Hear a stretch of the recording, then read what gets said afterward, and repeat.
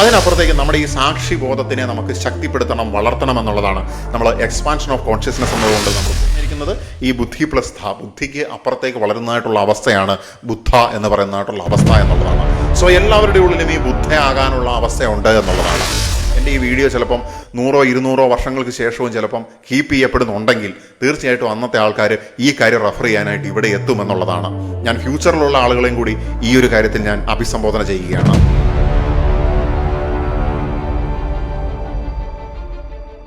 Namaste. You are what you think അല്ലെങ്കിൽ you are what you believe എന്നൊക്കെ നമ്മൾ കേട്ടിട്ടുണ്ട് എന്നുള്ളതാണ്.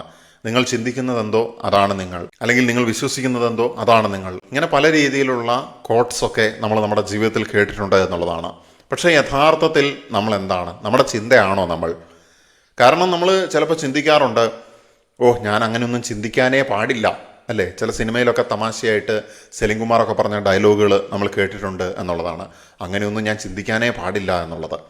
അപ്പോൾ അങ്ങനെയൊക്കെ ചിന്തിക്കുന്ന ഞാൻ എന്ന് പറയുന്നത് മറ്റൊന്നാണ്, ഈ ചിന്ത എന്ന് പറയുന്നത് വേറൊന്നാണ്. അപ്പോൾ ഞാൻ ചെയ്യുന്ന ഒരു കാര്യമാണ് എൻ്റെ ചിന്ത, അല്ലെങ്കിൽ എൻ്റെ ഉള്ളിൽ നടക്കുന്ന ഒരു കാര്യമാണ് എൻ്റെ ചിന്ത. നമ്മൾ സിമ്പിളായിട്ട് ഇൻട്രോസ്പെക്റ്റ് ചെയ്ത് പോകുന്ന സമയത്ത് നമുക്ക് മനസ്സിലാക്കാനായിട്ട് സാധിക്കുന്ന ഒരു കാര്യമാണിത്. സൈക്കോളജിയിലേക്ക് വരുമ്പോൾ ഇതിന് വേറെ കുറേ എക്സ്പ്ലനേഷൻസ് ഉണ്ട്.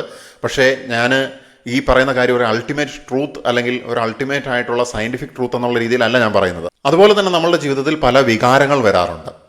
ഇപ്പം ദുഃഖം വരും, സന്തോഷം വരും, മറ്റു പല രീതിയിലുള്ള വികാരങ്ങൾ നമ്മളിലൂടെ കടന്നു പോകുമ്പോഴും ഈ വികാരങ്ങളെയൊക്കെ കണ്ടു നിൽക്കുന്നതായിട്ടുള്ള ഒരു സാക്ഷി, ഈ ചിന്തകളെ, ഈ വികാരങ്ങളെ ഒക്കെ അനുഭവിക്കുന്നതായിട്ടുള്ള ഒരു സാക്ഷി, എൻ്റെ ചിന്തകളെ ഞാൻ നോക്കിക്കൊണ്ടിരിക്കുകയാണ്, ഒബ്സർവ് ചെയ്തുകൊണ്ടിരിക്കുകയാണ്. ഞാൻ ഇങ്ങനെ ചിന്തിച്ചു, അല്ലെങ്കിൽ ഞാൻ ഇങ്ങനെ ചിന്തിച്ചു കൊണ്ടിരിക്കുന്നു, എന്തുകൊണ്ട് ഞാൻ ഇങ്ങനെ ചിന്തിച്ചു കൊണ്ടിരിക്കുന്നു, ഞാൻ ഈ ഭാവിയിൽ എങ്ങനെയായിരിക്കും ചിന്തിക്കുക, ഇതിനെക്കുറിച്ചൊക്കെ ഞാനെന്ന് പറയുന്നതായിട്ടുള്ള ഈ സാക്ഷി, വികാരങ്ങളെയൊക്കെ ഞാനെന്ന് പറയുന്നതായിട്ടുള്ള ഈ സാക്ഷി ബോധം അനുഭവിച്ചു കൊണ്ടിരിക്കുകയാണ്.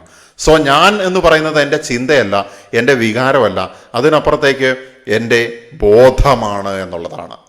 സോ നമ്മൾ ഈ ബോധത്തിനെ കൂടുതൽ സ്ട്രെങ്ത് ആക്കി എടുക്കുന്ന സമയത്ത്, ഇപ്പോൾ സിഗ്മണ്ട് ഫ്രോയിഡിൻ്റെ തിയറിയിലേക്കൊക്കെ വരുന്ന സമയത്ത് നമുക്ക് കാണാനായിട്ട് സാധിക്കും ഈഗോ എന്ന് പറയുന്ന സംഗതിനെയാണ് സ്ട്രെങ്തൻ ചെയ്യേണ്ടത് എന്നുള്ളത്. ബിക്കോസ് ഈഗോ, സൂപ്പർ ഈഗോ എന്ന് പറയുമ്പം എന്ന് പറയുന്നത് ഈ മനുഷ്യൻ്റെ ബേസിക് ആയിട്ടുള്ള ഇൻസ്റ്റിങ്ച്വൽ ആയിട്ടുള്ള ഹെഡോണിസ്റ്റിക് ആയിട്ടുള്ള എല്ലാ ആഗ്രഹങ്ങളും, എനിക്കൊരു സംഗതി കണ്ടാൽ അത് അപ്പോൾ എടുത്ത് കഴിക്കണം, അല്ലെങ്കിൽ അതെനിക്ക് കിട്ടണം എന്നുള്ള അങ്ങനെയുള്ള യാതൊരു ഒരു ഫിൽറ്ററിങ്ങും ഇല്ലാത്ത രീതിയിൽ ചിന്തിക്കുന്നതായിട്ടുള്ള മനസ്സിൻ്റെ ഒരു ഭാഗം. അതുപോലെ തന്നെ സൂപ്പർ ഈഗോ എന്ന് പറയുമ്പോൾ എല്ലാവർക്കും കൊടുക്കണം, എല്ലാവർക്കും നല്ലത് മാത്രമേ വരാൻ പാടുള്ളൂ. ഈ രണ്ട് എക്സ്ട്രീമിലേക്ക് മനുഷ്യൻ പോയിട്ടുണ്ടെങ്കിൽ ഇതിനെ ബാലൻസ് ചെയ്യുന്നതായിട്ടുള്ള ഒരു ഈഗോ വേണം അവനെ നിലനിർത്തണമെങ്കിൽ എന്നുള്ളതാണ്.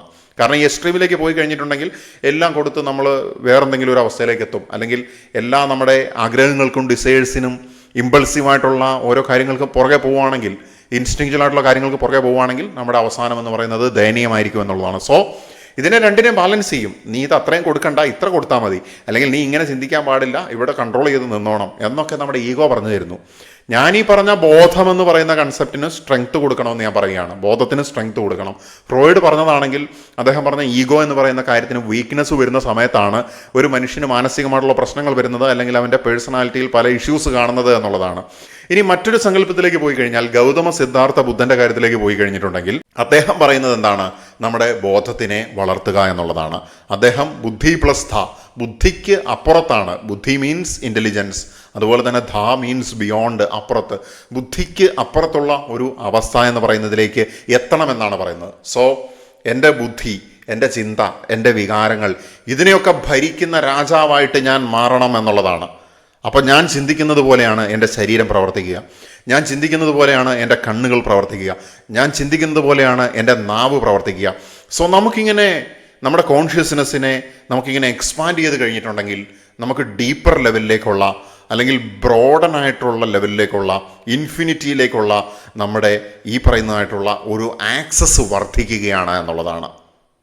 സോ നമ്മുടെ മനസ്സിൻ്റെ ഏറ്റവും ജഡികമായിട്ടുള്ള, അല്ലെങ്കിൽ ഏറ്റവും നെഗറ്റീവ് എന്നൊക്കെ നമ്മൾ കരുതുന്നതായിട്ടുള്ള ആ ഇരുണ്ട ഭാഗത്തേക്ക് നമുക്കിന്നെ കടന്നു പോകാനായിട്ട് സാധിക്കുമ്പോൾ, ദൈവമയച്ച കറുത്ത മാലാഖയാണ്, ദൈവത്തിന് പോലും പോകാൻ മടിയുള്ള വഴിയിലേക്ക് ദൈവമയച്ച കറുത്ത മാലാഖ എന്ന് പറഞ്ഞുകൊണ്ട് നമ്മൾ സിനിമ ഡയലോഗ് കേട്ടിട്ടുണ്ട്. പക്ഷെ ഞാൻ പറയുകയാണ്, ആ കറുത്ത മാലാഖ പോകുന്നത് ഏതെങ്കിലും അണ്ടർവേൾഡ് ടീമിനെ ഒതുക്കാൻ വേണ്ടി എന്നുള്ളതിനപ്പുറത്തേക്ക് നമ്മുടെ ഉള്ളിലുള്ളതായിട്ടുള്ള, നമ്മുടെ മൈൻഡിൻ്റെ അണ്ടർവേൾഡിലുള്ളതായിട്ടുള്ള ഡാർക്ക്നെസ്സിലേക്ക് കടന്നു പോകുന്ന സമയത്ത് നമുക്ക് നമ്മുടെ തന്നെ ഷാഡോ എന്ന് പറയുന്ന അവസ്ഥയിൽ മറഞ്ഞു കിടക്കുന്നതായിട്ടുള്ള കാര്യങ്ങളെ നമുക്ക് കണ്ടെത്താനായിട്ടും നമുക്ക് റിപ്പയർ ചെയ്യാനായിട്ടും ഡിലീറ്റ് ചെയ്യാനായിട്ടും അല്ലെങ്കിൽ എലിമിനേറ്റ് ചെയ്യാനായിട്ടും ഒക്കെ നമുക്ക് സാധിക്കുകയാണ്. ഈ ഷാഡോയിലുള്ള കാര്യങ്ങളെ നമുക്ക് പുറത്തേക്ക് കൊണ്ടുവരാനായിട്ട് സാധിക്കുകയാണ്.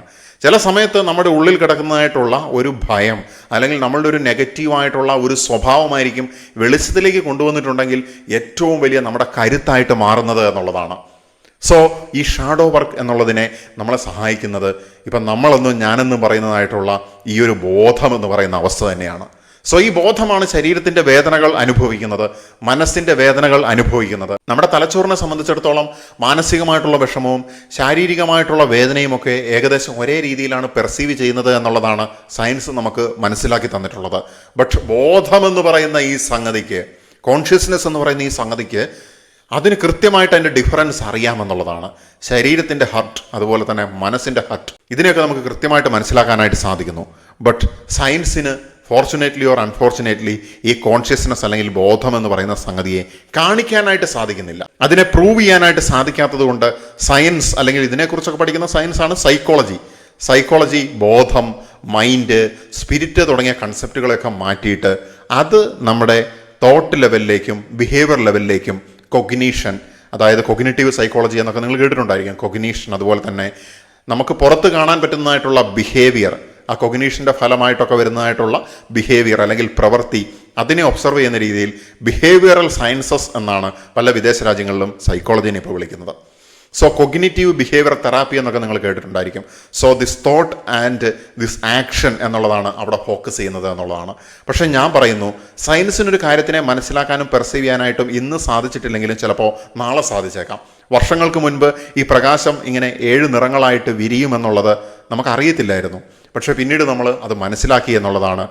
അത് ശാസ്ത്രീയമായിട്ടുള്ള കണ്ടുപിടുത്തങ്ങളിലൂടെ പ്രകാശത്തിൻ്റെ കാര്യം മാത്രമല്ല, ഒരുപാട് കാര്യങ്ങൾ, ഇൻഫ്രാറെഡ് അതുപോലെ തന്നെ അൾട്രാ വയലറ്റ്, അൾട്രാസോണിക്, നമുക്ക് കാണാൻ കഴിയുന്ന നമ്മുടെ വിഷ്വൽ സ്പെക്ട്രത്തിന് അപ്പുറത്തേക്കുള്ളതായിട്ടുള്ള നിറങ്ങൾ, നമ്മുടെ ഈ പറയുന്നതായിട്ടുള്ള കേൾക്കാൻ കഴിയുന്നതായിട്ടുള്ള ആ ലെവലുകൾക്ക് അപ്പുറത്തേക്കുള്ളതായിട്ടുള്ള കാര്യങ്ങൾ, ഇതൊക്കെ ഉണ്ട് എന്നുള്ളത് നമ്മൾ സയൻസിൻ്റെ സഹായത്തോടെയാണ് നമുക്ക് തെളിവ് കിട്ടുന്നത്. സോ ഈ പറയുന്നതായിട്ടുള്ള കോൺഷ്യസ്നെസ് അതുപോലെ തന്നെ സ്പിരിറ്റ്, ഇതൊക്കെ പറയുമ്പോൾ വളരെ മനോഹരമായിട്ട് സൈക്കോളജിയുടെ ഒരു വളർച്ചയെക്കുറിച്ച് നമുക്ക് പറയാനായിട്ട് സാധിക്കും.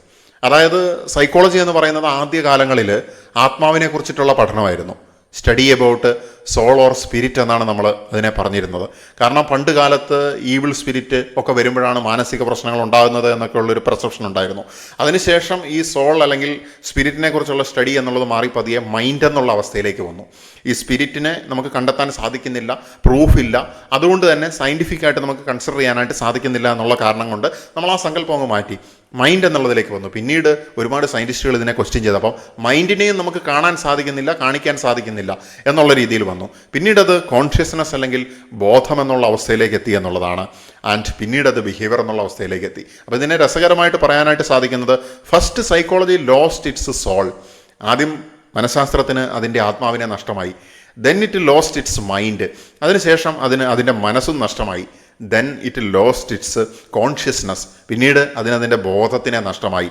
And now it is behaviour of a sort എന്നുള്ള രീതിയിലാണ് ചില ചിന്തകർ ഇതിനെ മനോഹരമായിട്ട് അവതരിപ്പിച്ചിട്ടുള്ളത് എന്നുള്ളതാണ്.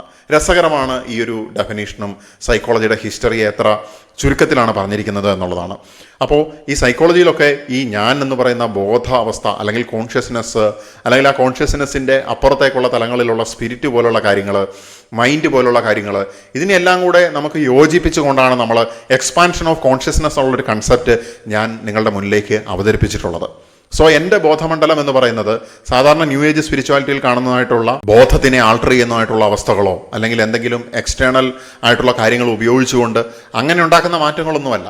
നമ്മൾ ഉള്ളിലേക്ക് നിരീക്ഷിക്കുന്ന സമയത്ത്, നമ്മുടെ എക്സ്പീരിയൻസുകളെ നമ്മൾ കൂടുതൽ ആഴത്തിൽ മനസ്സിലാക്കാനായിട്ട് ശ്രമിക്കുന്ന സമയത്ത്, നമ്മൾ മൈൻഡ്ഫുൾ ആകാനായിട്ട് ശ്രമിക്കുന്ന സമയത്ത്, നമ്മൾ ഈ പറയുന്ന എക്സിസ്റ്റൻഷ്യൽ സൈക്കോളജിയിലൊക്കെ പറയുന്നത് പോലെ നമ്മളിപ്പോൾ ഉള്ള നൗ, ഹിയർ ആൻഡ് നൗവിൽ നമ്മൾ പ്രസൻ്റ് ആയിട്ട് ഇരിക്കാനായിട്ട് ശ്രമിക്കുന്ന സമയത്ത്, നമ്മൾ കോൺഷ്യസ് ആയിട്ട് നമ്മുടെ ഒരു ചോയ്സ് തിരഞ്ഞെടുക്കുന്ന സമയത്ത് അവിടെയൊക്കെ വർക്ക് ചെയ്യുന്ന ഈ സാക്ഷി ബോധത്തിനെ കുറിച്ചിട്ടാണ്.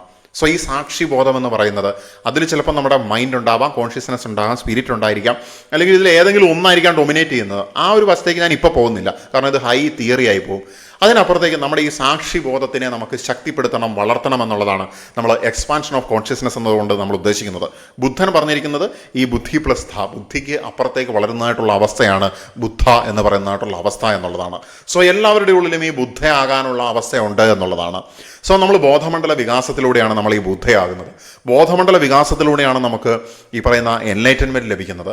നമ്മൾ അസെൻഷൻ ഉണ്ടായി അതിൻ്റെ ഒരു റിസൾട്ടായിട്ടാണ് നമ്മൾ ഈ പറയുന്നതായിട്ടുള്ള എൻലൈറ്റൻമെൻറ്റിലേക്ക് പോകുന്നത്. ആൻഡ് എല്ലാവർക്കും ഈ ബോധമണ്ഡല വികാസം ഉണ്ടാകുന്ന സമയത്ത് നമ്മൾ കളക്റ്റീവ് എൻലൈറ്റൻമെൻറ്റിലേക്ക് പോകും. And that is a part of our evolution എന്നുള്ളതാണ്. വൺ ഡേ സയൻസ് ഈ പറയുന്ന കാര്യങ്ങളെ പ്രൂവ് ചെയ്യുമെന്നുള്ളത് എനിക്ക് ഉറപ്പുണ്ട്. എൻ്റെ ഈ വീഡിയോ ചിലപ്പം 100-200 വർഷങ്ങൾക്ക് ശേഷവും ചിലപ്പം കീപ്പ് ചെയ്യപ്പെടുന്നുണ്ടെങ്കിൽ തീർച്ചയായിട്ടും അന്നത്തെ ആൾക്കാർ ഈ കാര്യം റെഫർ ചെയ്യാനായിട്ട് ഇവിടെ എത്തുമെന്നുള്ളതാണ്. ഞാൻ ഫ്യൂച്ചറിലുള്ള ആളുകളെയും കൂടി ഈ ഒരു കാര്യത്തിൽ ഞാൻ അഭിസംബോധന ചെയ്യുകയാണ്. നമ്മുടെ യഥാർത്ഥ സ്വത്വം എന്ന് പറയുന്നത് നമ്മുടെ മനസ്സിനേക്കാൾ ആഴമുള്ളതാണ്. സൈക്കോളജി തന്നെ ഇതിനെ സപ്പോർട്ട് ചെയ്യുന്നുണ്ട് എന്നുള്ളതാണ്. സിഗ്മണ്ട് ഫ്രോയിഡിന്റെ കോൺഷ്യസ്, അൺകോൺഷ്യസ്, സബ് കോൺഷ്യസ് തുടങ്ങിയ കൺസെപ്റ്റുകളും അതുപോലെ തന്നെ നേരത്തെ പറഞ്ഞതായിട്ടുള്ള ഈഗോ, സൂപ്പർ ഈഗോ പോലുള്ള കൺസെപ്റ്റുകൾ. ഇനി ഫ്രോയിഡ് മാത്രമല്ല, കാൾ ഗുസ്താവ് യുങ്ങിന്റെ കാര്യത്തിലേക്ക് വരുന്ന സമയത്ത് അദ്ദേഹം കളക്റ്റീവ് അൺകോൺഷ്യസ്നെസ് എന്ന് പറയുന്ന ഒരു കൺസെപ്റ്റ്, അതായത് എല്ലാ മനുഷ്യൻ്റെയും അബോധതലം കണക്റ്റഡ് ആയിട്ട് കിടക്കുന്നതായിട്ടുള്ള ഒരു ഡീപ്പർ ലെവലും കൂടെ ഉണ്ട്. അവിടെയാണ് എല്ലാ ആർക്കിടൈപ്സും ഉള്ളത്, പ്രപഞ്ചത്തിൻ്റെ നിഗൂഢമായിട്ടുള്ള കാര്യങ്ങളുള്ളത്. അതിനുശേഷം ടെസ്ലയുടെ ചിന്തയിലേക്ക് പോയി കഴിഞ്ഞാൽ അതിനും ഡീപ്പർ ലെവലായിട്ടുള്ള ഒരു കോറുണ്ട്. From that core I am getting all these ideas എന്ന് അദ്ദേഹം പറയുന്നത് നമ്മൾ കേട്ടിട്ടുണ്ട് എന്നുള്ളതാണ്. ഞാൻ തന്നെ എൻ്റെ പല വീഡിയോകളിൽ അതിനെക്കുറിച്ച് പരാമർശിച്ചിട്ടുണ്ട്, പല ക്ലാസ്സുകളിലും ഞാൻ പറഞ്ഞിട്ടുണ്ട്. അത് ചിലർക്കെങ്കിലും ഓർമ്മ വരുന്നുണ്ടായിരിക്കും. എന്തു തന്നെയാണെങ്കിലും ഞാൻ പറയുകയാണ്, നമ്മുടെ ഈ പറയുന്ന ഡീപ്പറായിട്ടുള്ള സ്വത്വമെന്ന് പറയുന്നത് നമ്മുടെ മനസ്സുമല്ല. So it is not our thought, നമ്മുടെ ചിന്തയല്ല, അത് നമ്മളുടെ മനസ്സല്ല, അത് നമ്മളുടെ ബിഹേവിയർ അല്ല, അതിനൊക്കെ അപ്പുറത്തേക്ക് നമ്മുടെ വികാരങ്ങളുമല്ല, അതിൻ്റെയൊക്കെ ആഴത്തിലേക്കുള്ള മറ്റൊരവസ്ഥയാണ് നമ്മുടെ സ്വത്വം എന്ന് പറയുന്നത്. ഇതെപ്പോഴാണ് നമുക്ക് കൂടുതൽ ഡീപ്പായിട്ട് മനസ്സിലാക്കാനായിട്ട് സാധിക്കുക? നിങ്ങളുടെ ആഴം നിങ്ങൾക്ക് മനസ്സിലാക്കണമെങ്കിൽ നിശബ്ദത എന്നുള്ള ആ ഒരു അവസ്ഥയിലേക്ക് എത്തണമെന്നുള്ളതാണ്. അതുകൊണ്ടാണ് ഈ പണ്ടൊക്കെയുള്ള ആചാര്യന്മാരൊക്കെ ഈ ധ്യാന അവസ്ഥകളിലേക്ക് പോയത്. ഋഷിവര്യന്മാരെ കുറിച്ച് നമ്മൾ കേട്ടിട്ടുണ്ട്, വനത്തിൽ പോയി തപസ് ചെയ്തതായിട്ടുള്ള ഋഷിവര്യന്മാരെ കുറിച്ച്. അതിനുശേഷം വലിയ സത്യങ്ങളുമായിട്ട് അവർ പുറത്തേക്ക് വരുന്നു. ബിക്കോസ് അവർ ആഴം കണ്ടിരിക്കുന്നു എന്നുള്ളതാണ്. ശാസ്ത്രത്തിനും യുക്തിചിന്തകൾക്കും ഒക്കെ എത്താൻ പറ്റുന്ന അതിൻ്റെ അപ്പുറത്തുള്ള, നമ്മുടെ ബുദ്ധിക്ക് സഞ്ചരിച്ചെത്താൻ പറ്റുന്നതിൻ്റെ അപ്പുറത്തുള്ള തലങ്ങളിൽ നിന്നുള്ള ഇൻസൈറ്റ് അല്ലെങ്കിൽ വിസ്ഡം എന്ന് പറയുന്നത് അവർക്ക് ലോകത്തിന് വേണ്ടി അവതരിപ്പിച്ചു കൊടുക്കാനായിട്ട് സാധിക്കുകയാണ്. അതാണ് ഇന്നും ഈ ലോകം നിലനിൽക്കാനായിട്ട് ഉള്ള അടിസ്ഥാനപരമായിട്ടുള്ള കാരണം എന്ന് പറയുന്നത്. സോ നിശബ്ദതയിലാണ് നമുക്ക് നമ്മളെ കൂടുതൽ അറിയാനായിട്ട് സാധിക്കുന്നത്, നമ്മുടെ സാന്നിധ്യത്തിനെ കൂടുതൽ ശക്തമായിട്ട് മനസ്സിലാക്കാനായിട്ട് സാധിക്കുന്നത്. നമ്മുടെ ഐ കോൺഷ്യസ്നെസ്, ഞാൻ എന്ന് പറയുന്നതായിട്ടുള്ള ഒരു അവസ്ഥയുണ്ടല്ലോ, അത് തന്നെ ഒരു തിരിച്ചറിവ് മാത്രമാണ്, ബോധമാണ് അതിനെയും നിരീക്ഷിക്കുന്നതായിട്ടുള്ള ശക്തി എന്ന് പറയുന്നത്. ചിന്തകൾ വരികയും പോവുകയും ചെയ്യുന്നു, അതിനെ കാണുന്നതായിട്ടുള്ള ബോധം തുടരുന്നു. ഈ ഒരു വീഡിയോ കാണുന്ന സമയത്ത് ഞാൻ ആരാണ് എന്നുള്ള ചോദ്യവുമായിട്ട് നമ്മൾ തുടങ്ങി.